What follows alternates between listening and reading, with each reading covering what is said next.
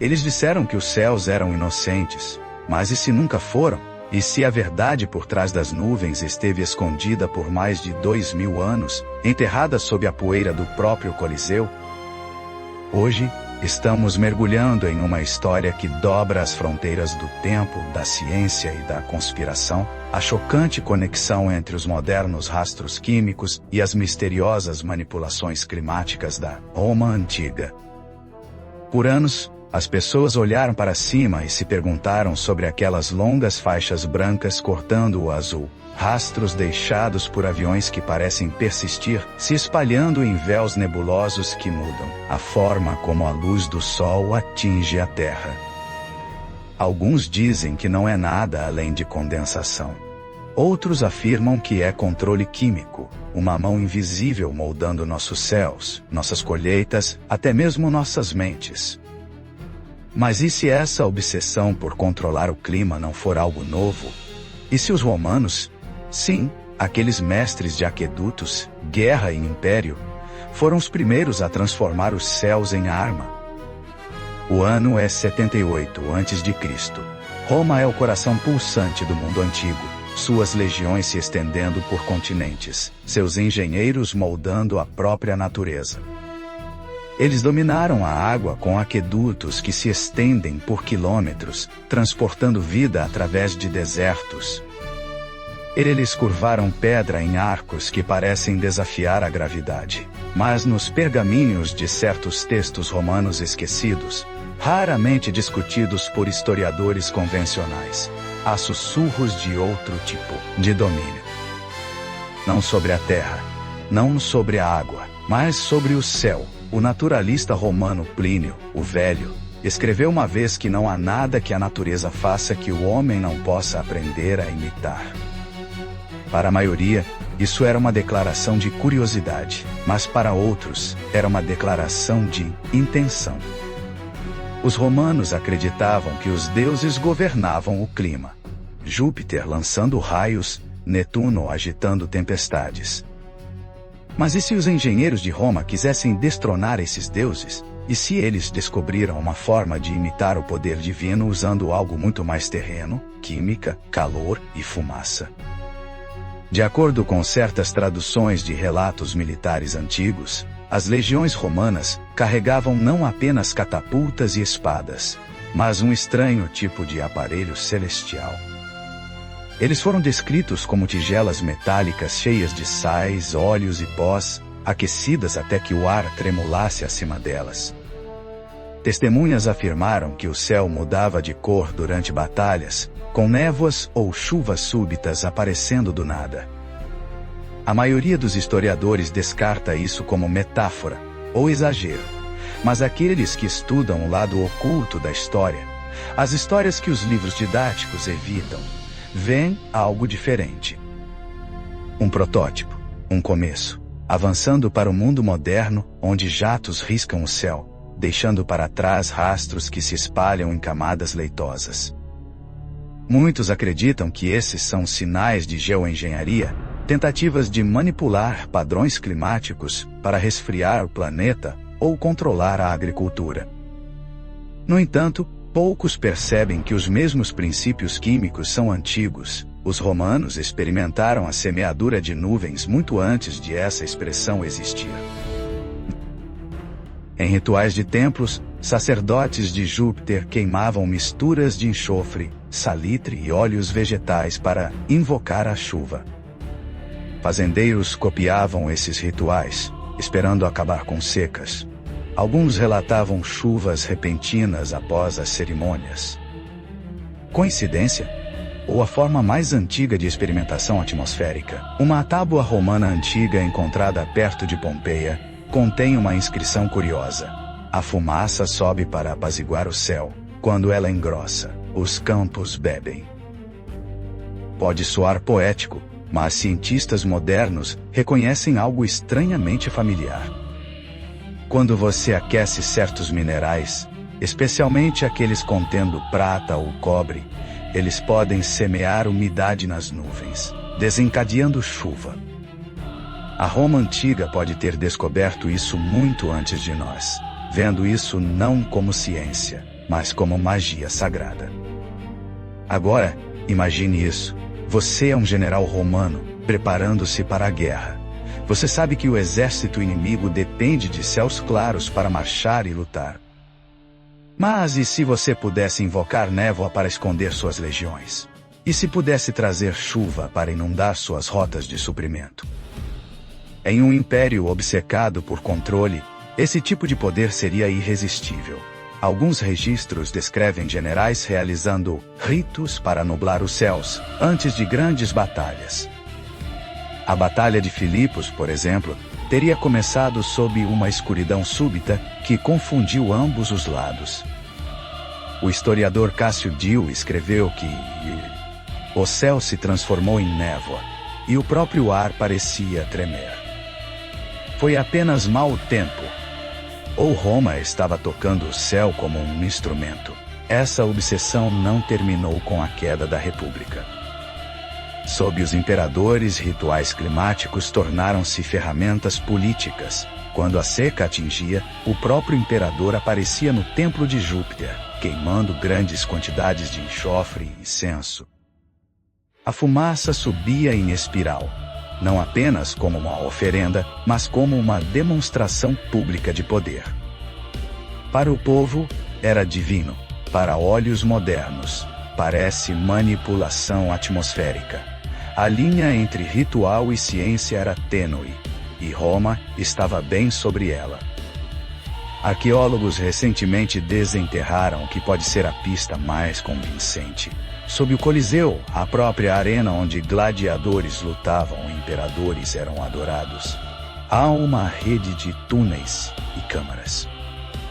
A maioria é para animais e maquinaria de palco, mas uma câmara selada desde tempos antigos contém um resíduo de minerais estranhos, enxofre, óxido de chumbo e traços de um composto não identificado. Análises modernas mostram que, quando aquecidos juntos, esses materiais produzem fumaça densa capaz de persistir no ar, refletir a luz solar e alterar a temperatura localmente. Parece familiar? É o mesmo princípio por trás da geoengenharia moderna.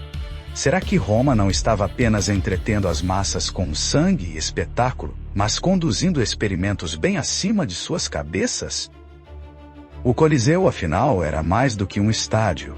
Era um símbolo de controle sobre pessoas, feras e, talvez, até a própria natureza. Quando o Império atingiu seu auge, presságios climáticos tornaram-se moeda política. Senadores e sacerdotes interpretavam cada tempestade, cada arco-íris como um sinal de favor ou desgraça. Mas, e se alguns desses presságios não fossem naturais?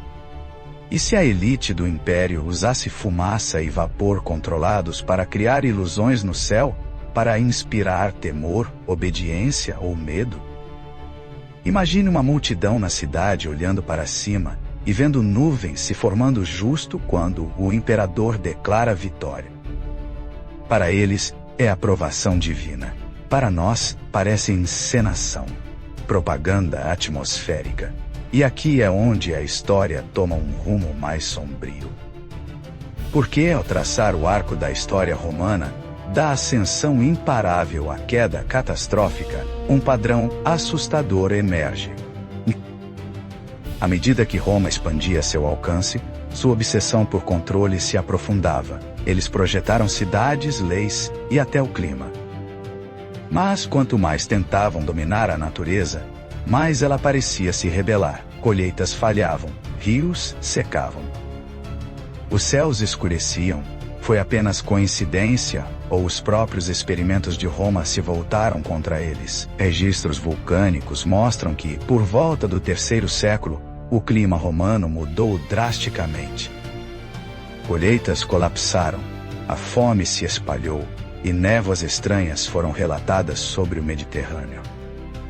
Alguns cientistas ligam isso a erupções vulcânicas, mas outros apontam para a poluição contínua do ar pelas indústrias romanas, fundição de metais, queimadas em grande escala e fumaça de rituais. Roma pode ter mudado seu próprio clima sem saber. envenenando os mesmos céus que tentou comandar. O império que buscou dominar os céus pode ter projetado sua queda de cima. E isso não soa familiar? Avançando para nossa era, temos satélites, drones e programas de pesquisa atmosférica, muitos deles classificados. Governos admitem testar semeadura de nuvens, pulverizar aerossóis para refletir a luz solar e experimentar controle climático para agricultura e defesa. Oficialmente, são empreendimentos científicos para mitigar a mudança climática, mas críticos argumentam que é a mesma tentação antiga: controlar o céu, controlar tudo. Agora, aqui está a pergunta que continua ressurgindo. Se Roma fez isso e caiu, o que nos faz pensar que teremos sucesso? Há pilotos modernos que afirmam ter visto padrões estranhos em registros de voo, rotas que parecem projetadas não para transporte, mas para a manipulação do céu. Fazendeiros relataram mudanças climáticas locais repentinas após atividades de voo incomuns. Imagens de satélite revelam formações de nuvens geométricas que desafiam padrões naturais. E na era da transparência digital, documentos vazados de meados do século XX mencionam o projeto Cirrus, Storm Fury e Popari, todos programas reais dedicados à modificação do clima. A história se repete, não porque esquecemos, mas porque a disfarçamos. Pense nisso. A Roma antiga usava incenso, óleos e minerais. Nós usamos óxidos de alumínio, sais de bário e dióxido de enxofre. Ferramentas diferentes, mesmo objetivo, eles faziam isso para agradar aos deuses e controlar seus inimigos. Nós fazemos isso para salvar o planeta, ou manter vantagem geopolítica. Ambas as histórias escondem a mesma obsessão: domínio sobre o incontrolável. Até o simbolismo se alinha. A águia romana, asas abertas pelo céu, era o emblema do domínio imperial. Hoje, aviões a jato traçam os mesmos padrões na atmosfera. O império do ar substituiu o império de pedra. Mas, assim como Roma, podemos estar semeando as sementes de nosso próprio colapso acima de nossas cabeças. Há uma teoria de que engenheiros antigos, possivelmente influenciados por conhecimentos de civilizações mais velhas como Egito ou Babilônia, tinham uma compreensão rudimentar de partículas aerosolizadas. Alguns textos antigos descrevem o uso de pós celestiais para dispersar calor. Termas romanas usavam canais de vapor para manipular a umidade, e certos filósofos até discutiam o peso do ar. Eles estavam mais próximos da meteorologia do que damos crédito. Quando você combina esse conhecimento com ambição militar, tem a receita perfeita para controle climático primitivo. E o legado não terminou aí. Alquimistas medievais preservaram fragmentos da ciência romana, reinterpretando-os através do misticismo.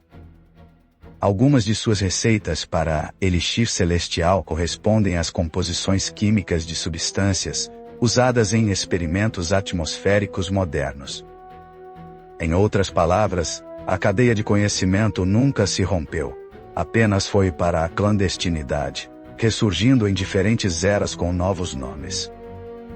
A revelação mais chocante vem dos escritos de um engenheiro romano esquecido, Cunho Marcus Vitruvius Pollio. Sim, o mesmo homem que inspirou o termo vitruviano. Em seus textos menos conhecidos, ele fala da arte do equilíbrio entre o ar e o fogo.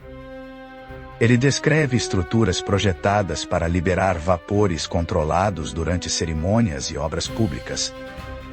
Ele alerta que muito fumaça celestial poderia levar ao desequilíbrio, causando doenças e falhas nas colheitas. Será que ele previu o que agora chamamos de poluição atmosférica? Será que ele sabia que manipular o ar tem consequências? Os paralelos entre então e agora são assombrosos. Roma buscou o domínio total e acabou colapsando sob o peso de seus próprios sistemas.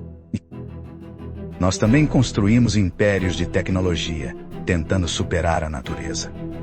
Mas toda vez que a humanidade tenta reescrever o céu, a natureza responde com trovões.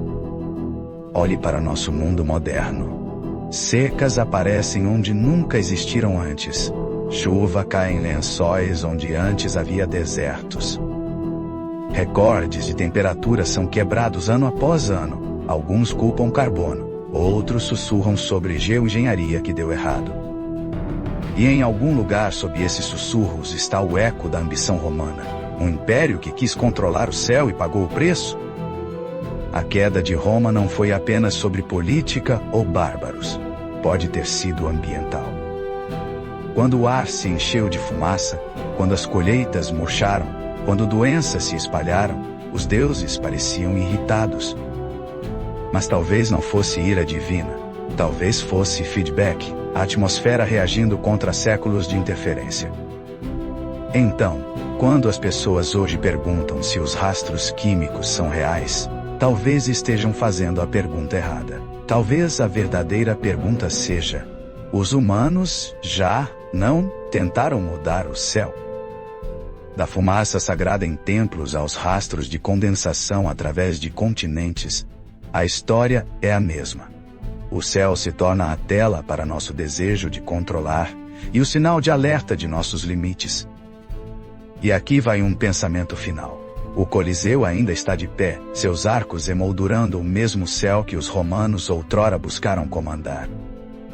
Turistas olham para cima, tirando fotos das nuvens que flutuam acima, sem nunca saber que podem estar olhando para o mesmo tipo de névoa que uma vez anunciou o fim do Império. Talvez os rastros químicos sobre o Coliseu não sejam uma coincidência. Talvez sejam um lembrete, que o poder sempre olha para cima antes de cair. Todo o Império de Roma ao nosso, começa com ambição, atinge o auge com controle e termina em colapso. Os romanos construíram estradas, aquedutos e exércitos. Nós construímos satélites, redes e céus entrelaçados com pó metálico. Ambos perseguem a mesma ilusão, que o céu pode ser dominado. Mas o céu se lembra, ele sempre se lembra.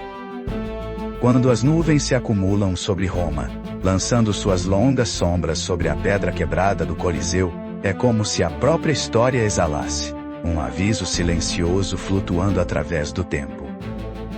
A mesma fumaça que uma vez subiu dos altares romanos agora, sai de nossos motores. A mesma ambição que lhes trouxe glória, pode nos trazer ruína. A questão não é se os romanos controlaram o clima, a questão é se aprendemos algo desde então. Porque se a queda dos impérios foi projetada de cima uma vez, o que impede que aconteça novamente? E enquanto o sol se põe atrás do Coliseu, o céu fica dourado, depois cinza, depois um estranho branco metálico. Os turistas continuam andando, sem nunca perceber que estão sob a mesma história, escrita não em pedra, mas em nuvens.